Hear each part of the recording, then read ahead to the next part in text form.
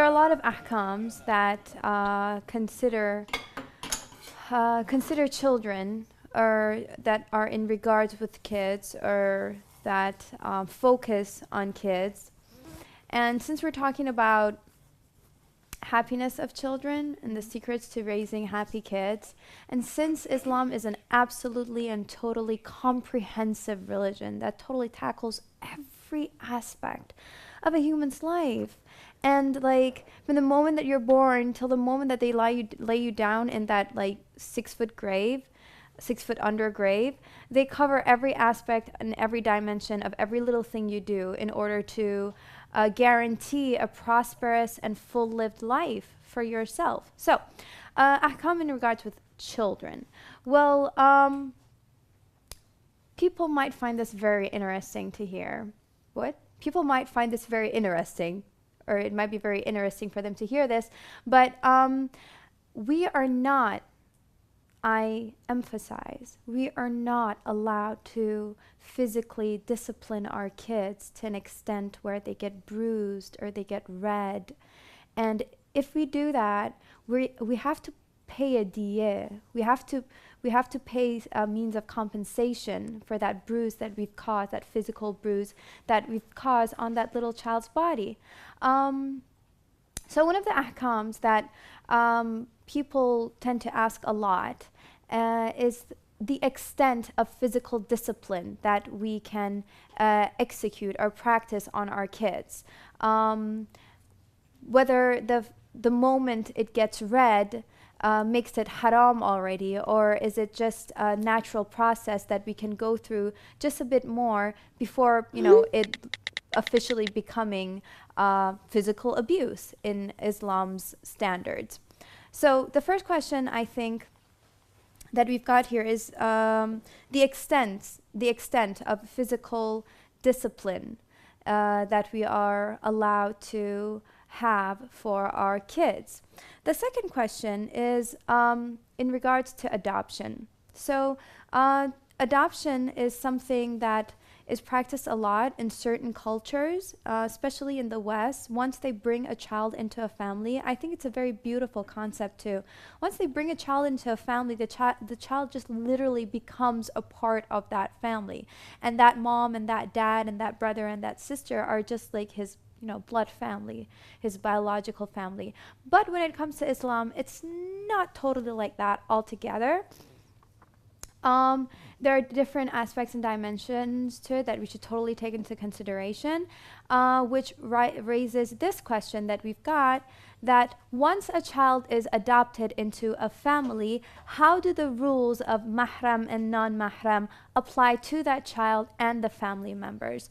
Does the mere fact that the kid is totally loved as one of the real family members make that kid an actual mahram to the sister in the family, or the mom or the grandma and other relatives in that family? And the third question, it comes to custody. Custody comes from divorce. Divorce is ugly. But we have a verse, a luminous verse in the holy book of Quran. Allah subhanahu wa ta'ala says that if you have too many differences, and these differences are literally tearing your lives apart, you should settle, you know, as civilized human beings, and end the quarrel and part ways in a noble way. And that is where the custody battles come in. And the question that they ask, our viewers have asked, is that this year we have a very specific question.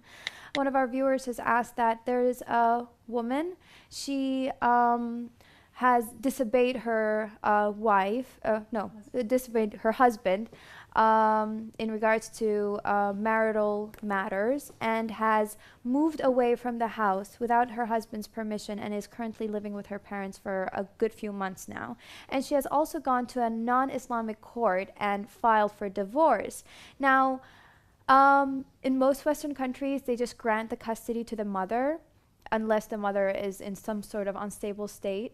but that's usually how it works. The question that our viewer is asking is, how does the custody work here? Is the custody really granted to the mother because the court ruled it, or does Islam rule differently? So these are the questions that our viewers have asked, and inshallah ta'ala, our expert can answer these questions for us. Thank you very much.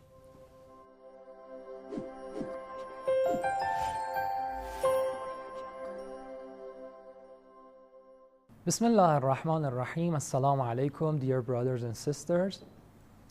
The question is about disciplining a child. And the answer, according to fiqh, is that no one except the guardian or the one who is appointed by the guardian has the right to discipline a child. And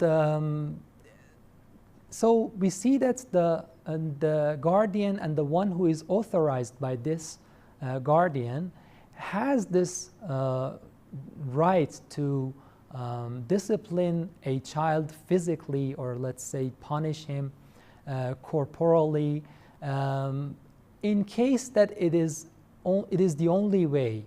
I mean, the disciplining of the child is dependent on the corporal punishment. But it has to be mentioned that there are some limitations in this way. We have to know that this type of punishment or disciplining has to be in a way that it does not leave any type of color or bruises or redness on the body of the child. And it has to be in a way that does not exceed 3 hits in one instance, for example. So these are very important conditions that have to be met. And in fact, if someone hits the child for disciplining or punishing in a way that it leads a very slight redness or bruises on the skin of the child, let's say the blood money or the diya is obligatory on him, and he has to pay the diya. And according to the obligatory precaution, this physical discipline should not happen after the maturity. We have been asked about the rules of mahram and non-mahram in case of adopting a child. There are some cases that have to be divided from each other. Actually, if the adopted is a girl, the ruling differs from the case in which the adopted is a boy. So in case this adopted child is a girl, there are 2 ways that the family can make this child mahram to the stepfather. There are 2 ways actually. One of them is breastfeeding, and the other is the marriage. Now we have to explain it a little bit more.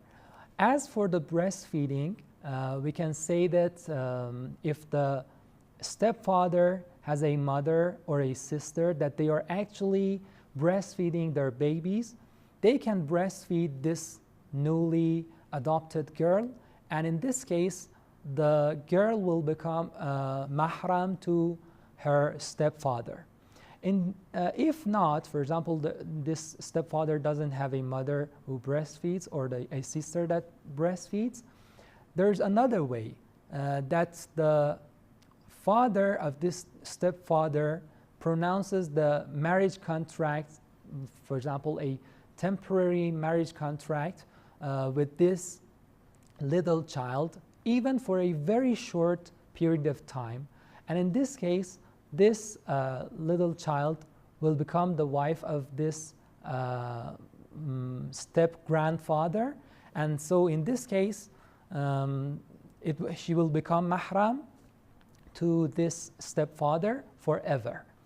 And as for the second category, or let's say the second case, is that when the adopted is a boy. So in this case, the only way that remains is the breastfeeding. And it means that if the mother of the stepmother or the sister of the stepmother actually breastfeed their babies, they can breastfeed this newly adopted boy, and in this case he will become mahram to the stepmother. This question is with regard to the custody right of a woman who has disobeyed her husband and has left the house. The answer is that the right of the custody of this woman for the children under the age of 2 should not be suspended because of her disobedience and leaving the house. And according to ihtiyat, and that is precaution, till 7 years. Till 7 years, the custody is the right of the mother. So this is the right of the mother, and we cannot take this right from her because of her disobedience and leaving the house. Wassalamu alaikum wa rahmatullahi wa barakatuh.